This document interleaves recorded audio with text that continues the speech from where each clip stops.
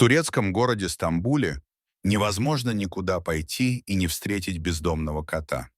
Их можно найти повсюду в городе. Четвероногие друзья процветают благодаря доброте и щедрости людей, которые там живут. Они обеспечивают животных едой и водой, а иногда и дают им приют. В 2019 году газета «Нью Йорк Таймс» подсчитала, что только в Стамбуле свободно бродят более 100 тысяч кошек. Причина этого в том, что местные жители проявляют к этим животным замечательную доброту и заботу в силу своих традиций и культуры. Сегодняшняя невероятная история произошла именно в этом городе. В ветеринарной клинике и зале ожидания в тот момент было довольно тихо, и персонал воспользовался возможностью, чтобы заполнить некоторые срочные документы.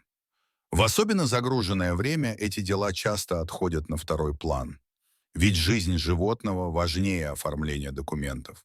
Поэтому они воспользовались затишьем и приступили к работе. Но вдруг открылись автоматические двери, ведущие с улицы в приемную. Администратор подняла глаза. Она ожидала, что кто-нибудь придет к ней на прием со своим питомцем. Но она никого не видела. Возможно, кто-то просто подошел слишком близко к двери и сработал датчик, который заставил дверь автоматически открыться. Она снова посмотрела на свой компьютер, но затем услышала странный шум. Она наклонилась над столом и увидела что-то, от чего у нее отвисла челюсть. То, чего она никогда не видела за все годы работы в ветеринарной клинике. По полу бегала маленькая кошка, неся во рту котенка. Маленький котенок выглядел очень молодым и слабым и неподвижно болтался вокруг. Котенок оглядел комнату блестящими глазами. Видимо, он не понимал, почему он здесь. Но его мать явно была на задании. Она целенаправленно подошла к стойке регистрации. Это было поистине необычное и странное зрелище. Администратор была очень удивлена, что кошка просто так вошла.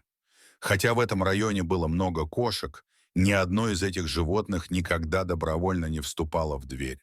Кошка-мать целенаправленно подошла к женщине и осторожно поставила котенка перед секретарем. Женщина позвала одного из ветеринаров, и вокруг вновь прибывших собралась небольшая группа.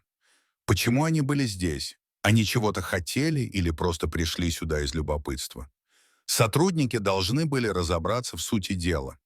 «Я никогда не видел, чтобы кошка и котенок входили так охотно», сказал один из дежуривших в тот день ветеринаров. Когда осмотрели кошку-мать, она оказалась в порядке и здорова, рассказал ветеринар. Поэтому они быстро перешли к котенку. Пока они осматривали его, мать не выпускала котенка из виду. Она внимательно следила за ветеринарами, пока они переносили котенка туда и обратно в разные места, чтобы они могли его тщательно осмотреть. Навязчивая мать явно не хотела, чтобы у нее отобрали ребенка. Но она настолько доверяла людям в отделении неотложной помощи, что позволила им помочь ей.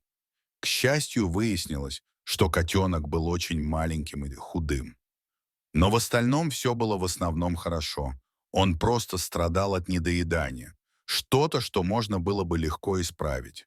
Судя по всему, котенок был самым слабым в помете, и его всегда отталкивали, когда кто-нибудь из местных давал ему еду или воду.